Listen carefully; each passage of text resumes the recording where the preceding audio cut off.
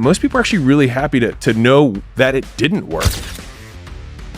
The day that no one copies you is far, far more frightening.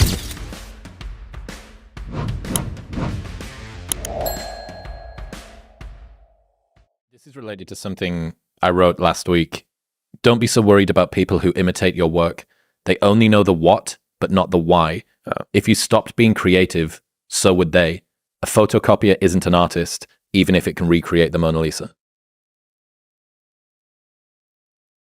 I love that. Because at the end of like you are source in that situation. And so everyone is there for like a subset of you, and they require you to live. You don't require them. And the equal opposite is, I think we should be more fearful of when everyone stops copying you. Like the day that no one copies you is far, far more frightening than the day everyone's copying you. Yeah. Jimmy Carr refers to China as a cover band. You know, yeah. It's like they're the cover band of the Beatles. And he says, you know, they're good and in many ways they're able to produce things at more scale and so on and so forth, but they're not driving the innovation forward in that same way. Yeah, the idea of getting upset about people copying is just ridiculous. Like, yeah, that's all. But you understand why it's painful, right? If someone's gone through, okay, let's test and test and test and test and test, and then finally find a particular formula that works, and then 10 people downstream get the benefit of this hard, laborious, effortful, late night grind and iteration, and they just got to be like, oh, that thing. Yeah. So I think that like they'll be able to copy what they can see, but they won't be able to copy what they can't see, which is understanding why each of those pieces are in place. And when something changes in the future, they won't be able to iterate from there because they don't know why it was there in the first place. Not the why. Right. And so like, I mean, I've obviously dealt this with in a business context where like real dollars are at stake. And so like in the gym world, you know, Gym Launch, for those who don't know, I had a big licensing company. We had 5,000 locations. And anyways, so we had basically business processes that we would, you know, iterate and figure out why this worked. And so then I used to keep a list of names, and then it got too long and tiresome to keep the names of all the people who tried to take the stuff and then sell it as their own. I say their names every night before I go to bed. You think I don't remember you? I remember all of you. Yeah. And so none of them 10 years later are still around. And none of them even came to a 10th of the size of Gym Launch. And it was because it wasn't theirs.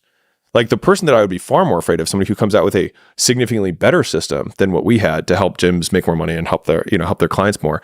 But like to this day, like there still isn't one, and Gym Launch is still the category king in that industry. And so it's like and that's because and we were talking about this earlier, everything is in R&D for us. And so we actually we're the only licensing company that had an R&D department, and we would test, we call them plays, but we test plays every 14 days. And so we'd spend 50 or 100 grand on just a test. We'd be like, all right, let's test this new marketing campaign. Or we'd say, hey, let's test this new high ticket sales process. Or hey, what if we try to sell memberships via chat? Let's just give it a shot, see what happens. And honestly, 70% of the time, it was worse than the control. Like it didn't work as well. And what we would do is we'd present it to the licensees and say, hey guys, guess what we just spent 50 grand on that you don't have to spend money on?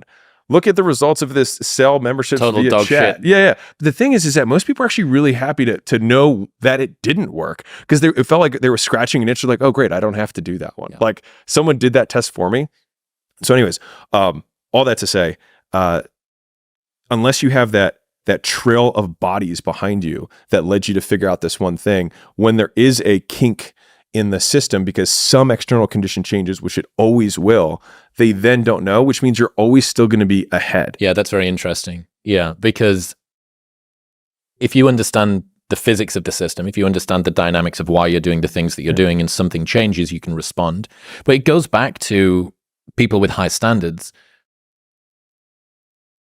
You have to presume that you win in the weeds. Yeah. You have to presume that you win in the weeds. And if you do, and if you're continuing to be this close to it, as soon as things change, you go, that's interesting. Why has that happened?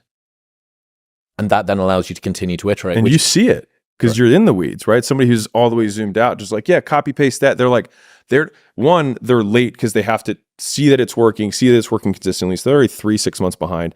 Then they start trying to figure out how to implement it, and then they start implementing it. And then what they don't see is the things that made the conditions that made it work to begin with. And so like, if you just assume that you're always in the lead, then it means sure, 2nd through 10th place will always copy number 1, but to the victor go the spoils. And so you will, like, no one gives a shit who is 4th place at the Olympics.